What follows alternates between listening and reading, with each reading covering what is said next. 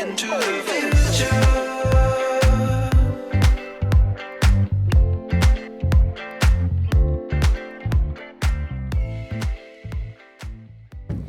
Hey Eagles! Welcome to Season 4 of Landstown Listens. Today we are joined by the one and only Mrs. Bell. She teaches AP English 11 and Yearbook, and she is the Leadership Workshop sponsor. Hi, Mrs. Bell. Welcome to Landstown Listens. Hi, ladies. Thank you so much for having me. I'm really excited to be here. So, we are recording this episode the day before the nerve-wracking English 11 AP exam. Yes. How are you feeling about that? You know, I feel really good about it, to be honest. I feel like this year I was really more intentional about how I spent these last few weeks leading up to the exam. I made sure I had a chance to conference with every single student and look at the last piece of writing that they'd done. So I'm feeling really good. I think they're ready. I hope your students do really well, including me, because That's I'm right. taking that exam tomorrow. Yeah, I'm sure they're going to do great. I remember I had you as my teacher last year, and I felt super prepared. Oh, thank you. So, going into your other class, how do you encourage creativity in your yearbook students? Oh, great question. So we spent a lot of time at the beginning of the year just exploring. It didn't always have to be actual yearbooks from other schools, but we just took our time.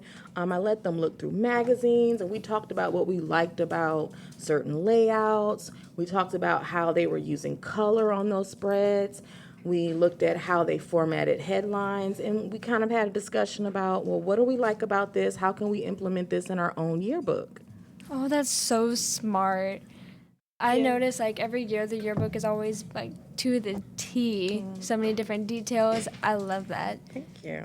Yeah, and I love that even though there's a lot of details, like every year the yearbooks are different, like all throughout, and I just find that really interesting that you work with your students to do that. And speaking of working with students, what is your favorite part of working with student leaders in Leadership Workshop?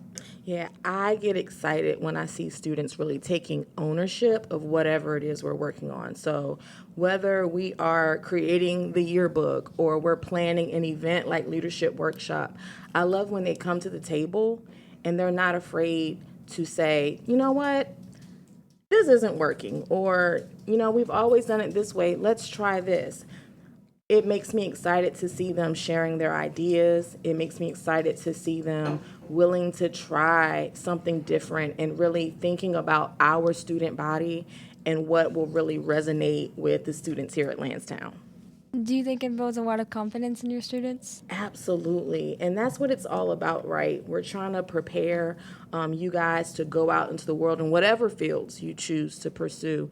And we want you to feel confident. We want you to feel prepared and equipped to make that change that we need. Confidence is very good when preparing to go out into the real world. What trends have you noticed in student work or school culture during this year? Well, one thing I've definitely noticed with student culture this year, I love that our school is like really celebrating everyone, whether it's our theater students participating in competition, or it's our athletes out there on the field. We're celebrating everyone. Like just recently, I saw a display outside the library, I think, where, you know, someone won that scholarship for the piece of artwork. It was unique, but yeah, I think they won like a $10,000 scholarship. Wow. You know, it's a little odd. There's some rumors going on around about it, but yeah, that it might be AI. I don't know if I should say that, but Wait, Wait. what did you just say? well, you know, it's just this rumor that people are looking at the artwork and they're saying it looks strange. It looks like it might be AI generated. Okay, hold up. Roll the tape back. Someone won that scholarship. You know, it's a little odd. There's some rumors going on around about it. I don't know if I should say that, but it looks like it might be AI generated. This changes everything.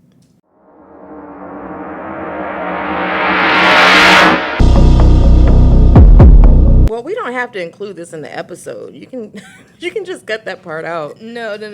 It's too late now. We have to get to the bottom of this.